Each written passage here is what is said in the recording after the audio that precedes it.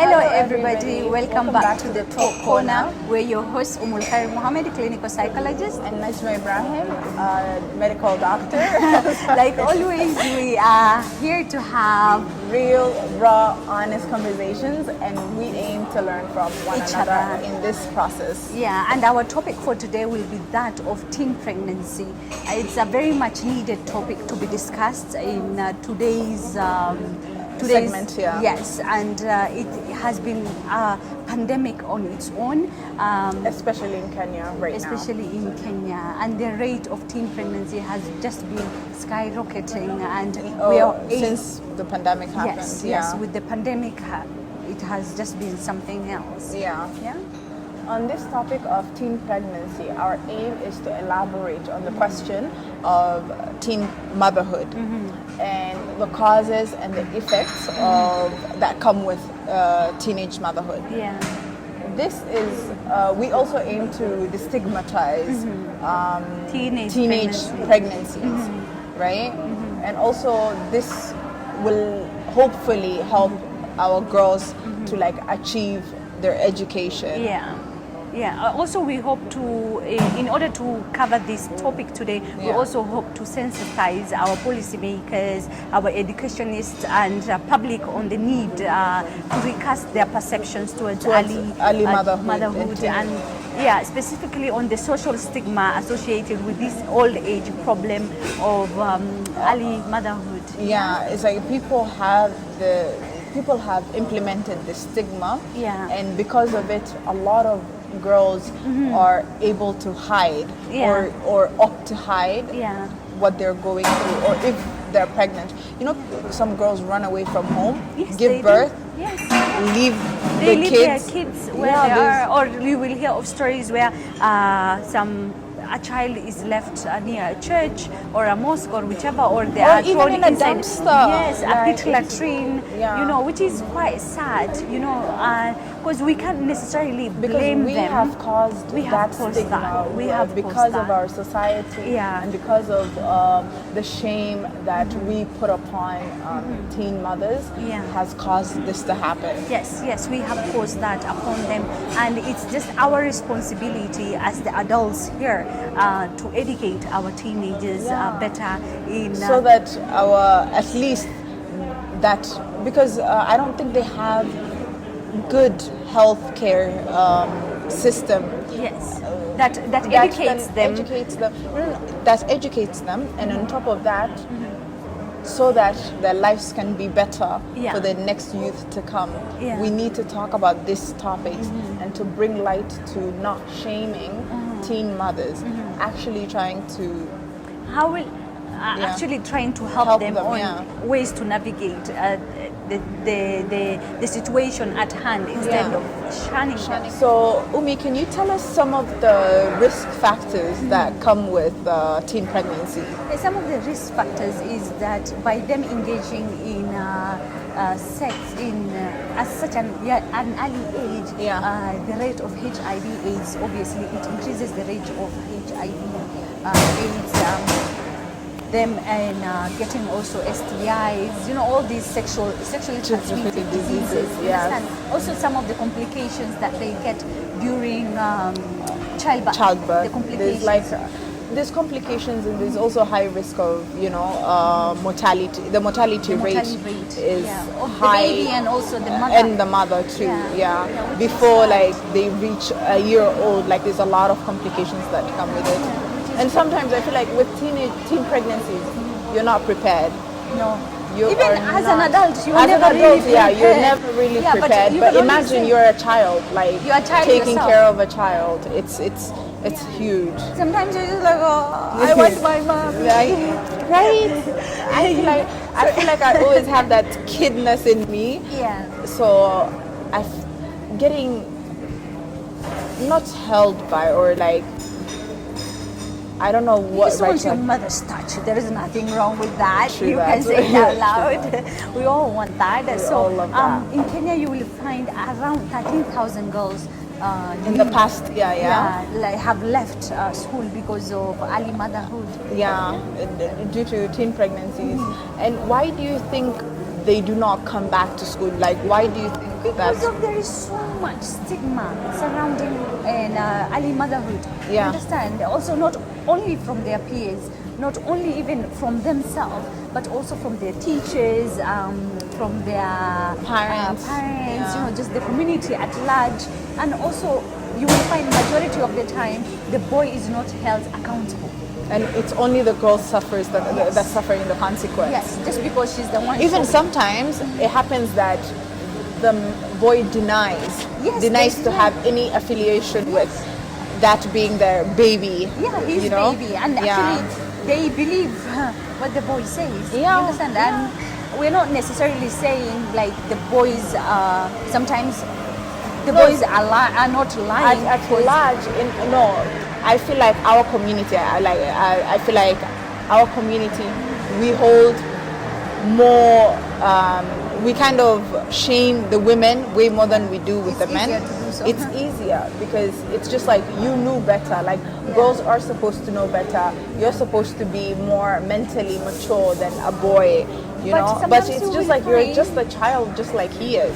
the mother is so young, let's say 10, 9 years old, 13-year-old, and the dad is like 19-year-old, 21-year-old, or even 40. Yeah, he You understand? probably doesn't know what he's saying at the time. Yeah. He doesn't want to take any responsibility because he does not want his childhood to be affected. And you can only imagine- that is we've given that, we've allowed them to do Yes, that. we have. We Yes, haven't we held them accountable. We have. So you can Yeah. only imagine a teenage girl who's 12, 13-year-old. Yeah. This guy comes to her and is like, oh, I can provide for you these, and just It's like lying, monetary manipulation, stuff, just a and little like- bit. They don't have that mental capacity. And to sometimes differentiate. I want to bring this to light, Yeah. but sometimes I feel like there's a lot of girls that have this daddy issues. Yes. So that is one of the factors that leads to teen pregnancies. Maybe your father hasn't loved you enough, or he hasn't told you how important or how amazing, like the presence of of a male figure yes. is maybe missing. Maybe you're from a broken home. Do you understand? So there's like a lot of factors that lead to little girls, getting pregnant before the Yeah. at the age of and 13 all to 19. factors that Yeah. we need to, like We need to dig acknowledge, up like and also there's- acknowledge. yeah, because it's psychologically it's affecting Our pregnant girls. mothers. Yeah, Our girls, you understand, and we need to talk about these things. We need to sit our girls down. you're telling me about this. How in northeastern, how Garissa. yeah. Sometimes you will find a girl who got, not necessarily only Garissa, in northeastern, Yeah. it's a cultural thing where once a girl becomes pregnant, Islamically, and also culturally, that It's is like shameful. unheard Very of. shameful, yeah. Like, what Yeah. is she talking about, Despite how she became pregnant, whether it's rape, whether it was she was It's drugged, whatever, consensual. consensual or not, like Yeah. they don't care. It's still viewed as the same. If the girl became pregnant as a result of rape, Yeah. it makes no difference. You understand? Sometimes you will find you are They're married off to the. Yes, to their rapist, or the family That will is sit one down. thing. That's one thing that just like it gives me Yeah, they goosebumps. will Like take it some makes. money, or the girl's brother will come and actually assassinate her, which is a term called the honor killing. To preserve the name of the family. An integrity of the family. Yes. What name of integrity do you have if you're killing you your are own? committing a sin. Yeah, You it's understand? haram to kill. Haram to do You that. can't kill it. If you've killed one person, that means you've killed the whole You community. will find these girls are married off to their rapist.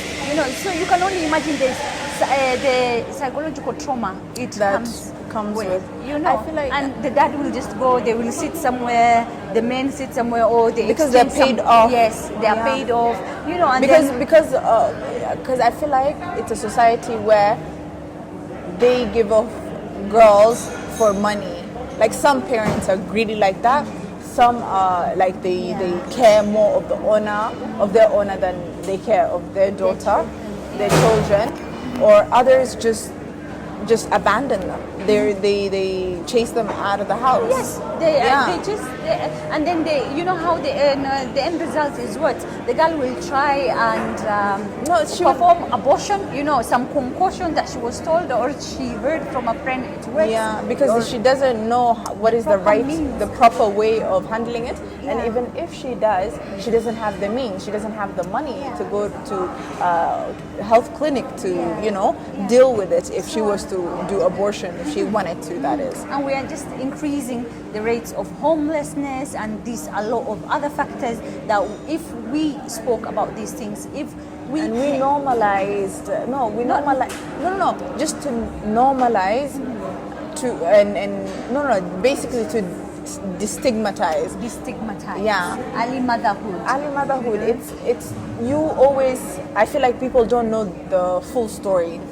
All you know is some so and so got pregnant by someone, and that's the rep you have around the street, like around your community. Oh, she's pregnant at such an early out of wedlock. Out of wedlock or at such an early age, you know, blah blah blah. You know, and then another thing is. The rate of depression is really, really high to teen pregnancy, with teen pregnancies, especially in rural areas. Yeah, and not only that, it's postpartum depression is a thing in all pregnancies. Yes. So you can imagine you're a child going through postpartum depression, which can lead to suicide. It can lead to self-harm. It can lead to even them harming your own child. So people need to understand that it mentally affects somebody's health. So Naj, what do you think some of the effects COVID-19 has had towards teen pregnancy? Before COVID-19, the numbers were 13,000 girls being teenagers being impregnated between the ages of 13 to 19. So you can imagine now that there's COVID, there's a lot more time girls have on their hands. So there's one way to pass time, and I feel like the numbers have really increased just throughout COVID. COVID. And right now in Kenya, the numbers are nearly 4,000 teenage girls who are just during the pandemic. Just during the pandemic, there's 4,000. It has spiked more than it has in couple of months. In couple of months, it's not. It hasn't even been a year. So it's crazy how we know the statistics and we can't do anything about it.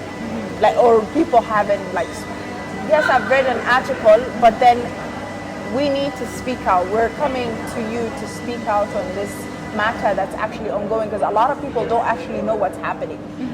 I actually, just because of our research for this topic, that's when I found out how the numbers have skyrocketed just during the pandemic. So it's, not a lot of people are aware. They don't know. This information is not out there unless you look for it. Of course, because maybe it's not really affecting them. You understand? So they're like, why do I care? But you know, but of course you need to care within our society. Yes. And so it's very. It's very saddening. It's very saddening to know that. But this is what is happening to our girls, our next generation, our future presidents, vice presidents, or doctors or engineers, or and whatnot, even authors or writers. So we want to let you know that this situation is actually reversible. Given that Kenya actually returns to school policy, return to school policy actually will help reduce those numbers in a significant matter.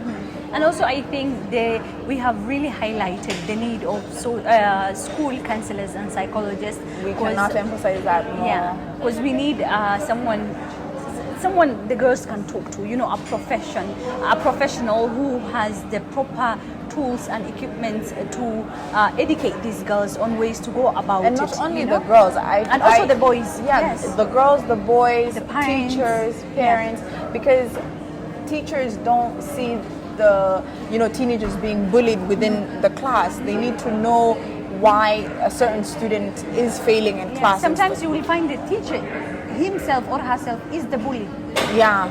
You know, and they're the ones like, you know, name shaming them and doing all the things that they are supposed to protect these girls, and also the parents. Yeah, also the parents. So we need to educate them so that they're easy on our girls, and and we have a lot of so that we can have a lot of teenage girls going back to school after the matter. And also educate ourselves. Educate ourselves on way to go about it. It's never too late to learn. It's never too late to There's learn.